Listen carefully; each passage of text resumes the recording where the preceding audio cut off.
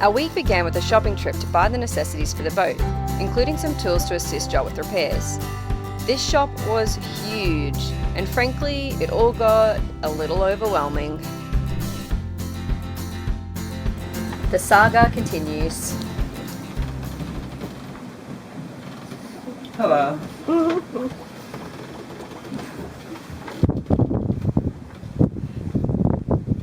It's draining. Yay! We have this lovely stuff everywhere. We've had to pull everything apart so that we can see all the piping. And Joel is currently working on our piping situation. Hi. How's it going? It's going. So Joel is basically trying to find enough parts for the boat to redo everything that's in here so that hopefully we can flush our water tanks a little bit better and not have our water coming out looking white anymore.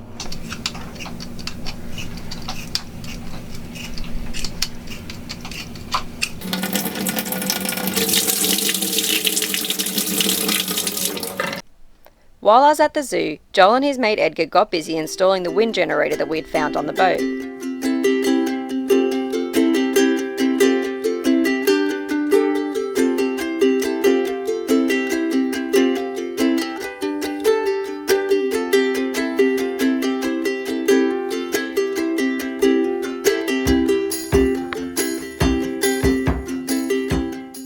As the blades turned, the boys quickly realised that no charge was being created, which resulted in a bunch of reading and an equally disgraceful uninstallation.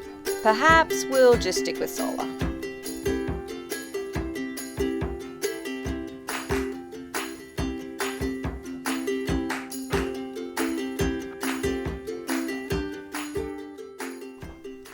Meanwhile, I was spending my first day at the Parc des Summits Zoo.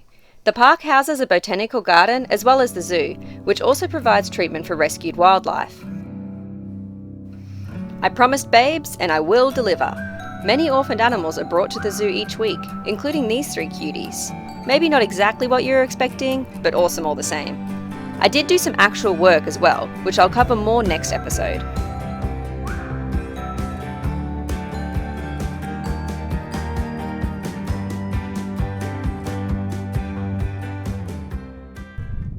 We've also had some unexpected visitors trying to hitch a ride on the boat, including some little birds looking for a nesting site, and some ticks which we've picked up along the way. Although I said all animals great and small, this isn't quite what I expected. Finally, it was time to go sailing. First, Joel had to show me how to turn on our diesel engine safely.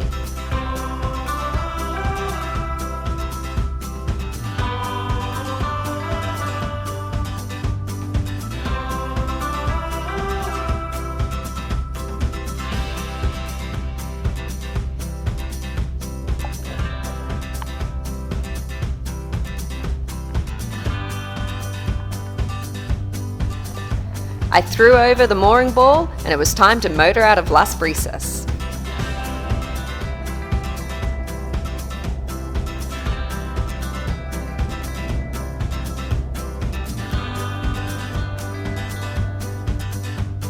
So I did wear the little camera on my head hoping for a good shot. Turns out it wasn't on, so I just look like a real dork raising the mainsail, with some of Joel's help.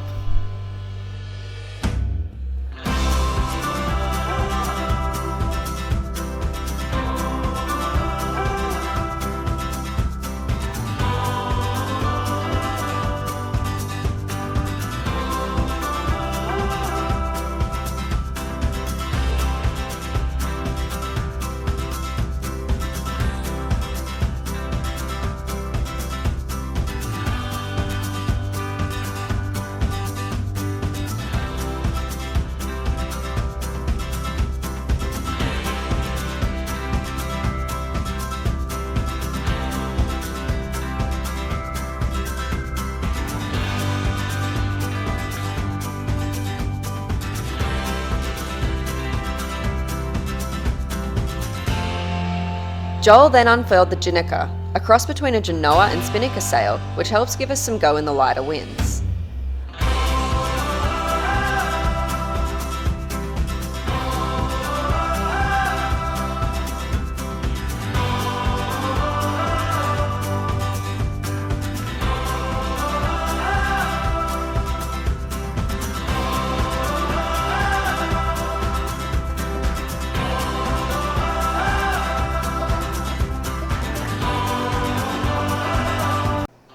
I also learned how to change the Jinnaker from port to starboard, which can be done if the wind direction changes or for tacking.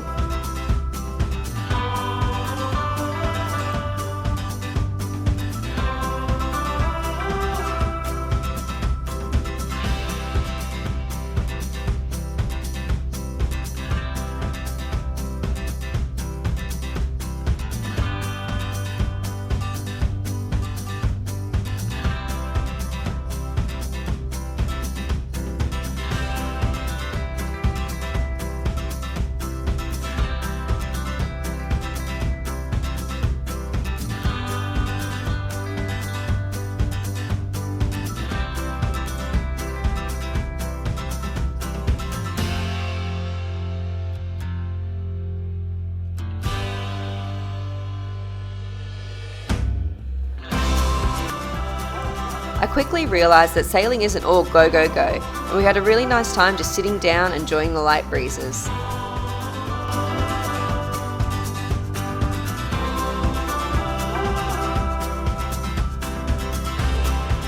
Back on the mooring ball, Joel had to untangle us from the pesky line next to us that keeps getting wrapped around our boat.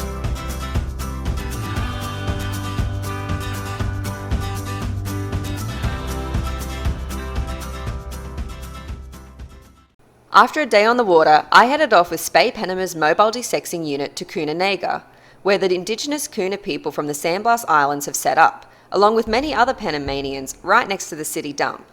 It's hard to tell where the dump ends and the village begins. This is a low socioeconomic area, with villagers living in squatter-style housing. The stray dog and cat population in the area is booming, so we were determined to neuter as many animals as we could.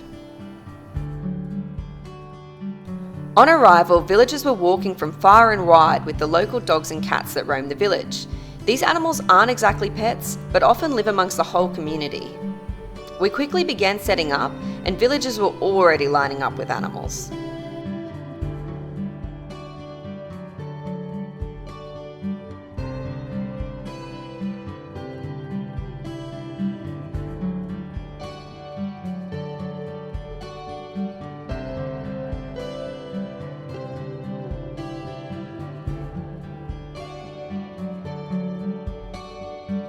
It may look like chaos, but SV Panama is actually run like a well-oiled machine with pre-operative, surgery and post-operative areas.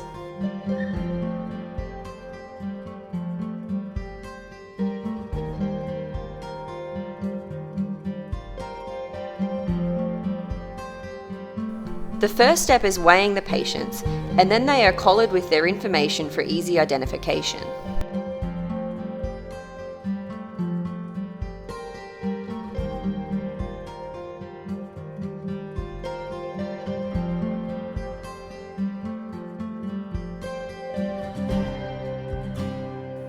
Next, SV Panama's vet technician administers the anaesthetic agents, and the animal is then prepared for surgery. This involves shaving and cleaning the area for sterilisation.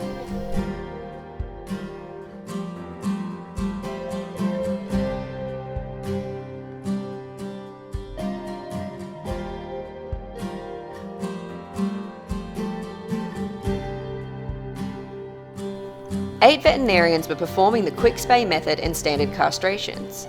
Animals of all breeds and ages are desexed. Even kittens as young as 8 weeks old. With such a tiny surgical incision, it's better to desex every animal that comes in to reduce the stray population.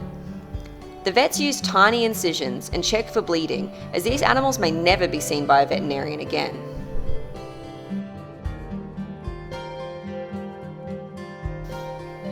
Animals are then recovered by trained volunteers before receiving deworming and flea medication.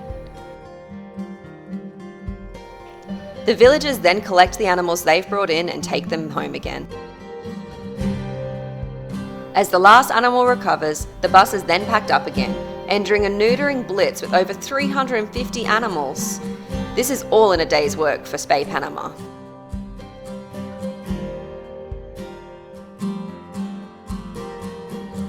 We watched the sunrise Monday morning and reflected on the chuffed week we'd had.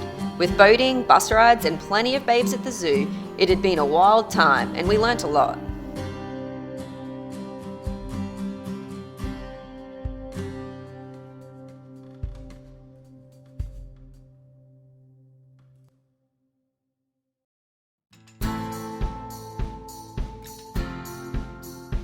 Join us next time for more Chuffed Adventures with a sick Cayman croc and a trip out to Isla Toboga, along with even more boat repairs. Stay chuffed!